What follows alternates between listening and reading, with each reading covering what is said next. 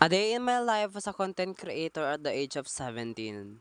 Maaga nga akong nagising ngayong araw mga kadarsi, syempre Sabado. At kahit hindi naman weekend ngayon mga kadarsi, maaga pa rin naman ako nagigising. Ang bungad nga ng umaga ko mga kadarsi ay ng aking kapatid sa cellphone kaagad. Ayan, nag-ML. Pumunta nga ako sa likod ng bahay namin mga kadarsi at ganito na nga ang aming likod. Na-harvest na nga yung tanim na palay dito nung nakaraan mga kadarsi, kaya naman ngayon mais na ang kanilang tinanim. Marami na nga bunga ang talong ni mother dito mga kadarsi, kaya naman napapakinabangan na namin. Isa nga lang sa mga hindi pinapakinabangan na tanim ni mother dito mga kadarsi, itong papaya. Paano ba naman ilalaki? Hindi talaga mamumunga yan, oy. At dahil nga Sabado ngayon mga kadarsi, syempre magwawalis na naman kami sa aming plaza. Ayan, napudpud na yung walis ko. Hindi na nga ako nakapag-video ng marami dyan mga kadarsi dahil gusto ko maaga kami matapos dito. Buti nga ngayon mga kadarsi, konti lang ang kalat kaya medyo mabilis din kami natapos. Yang nakikita nyo nga sa likod na yan mga kadarsi, yan ganyang kalaki ang aming court. Ayan, sobrang ganda. Tapos ang pogi na naghahawak ng camera. Ayan, ganyang kalawak mga kadarsi.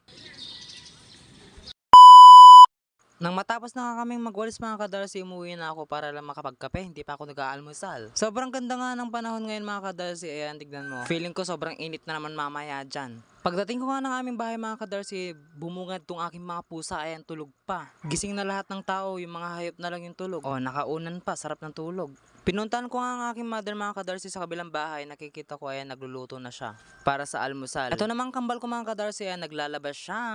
Abay, sobrang sipag naman. Habang ang salay may ginagawa, ito ako pa-chill-chill lang. Inom-inom lang ng water, ayan, tas tingin-tingin sa kanila. Ngingiti pa niyan yan, ngingiti pa yan.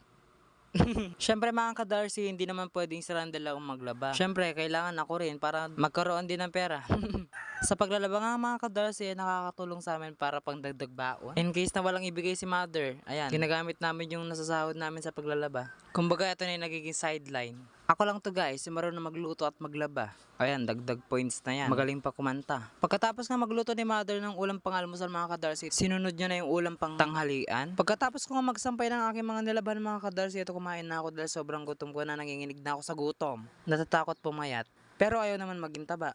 Marami nga nagsasabi mga kadarsi ng nakaraan taon ay sobrang payat ko daw. Bakit ngayon ay dumoble ang aking timbang? Ang sagot ko dyan pasis pas. Masarap talaga kumain.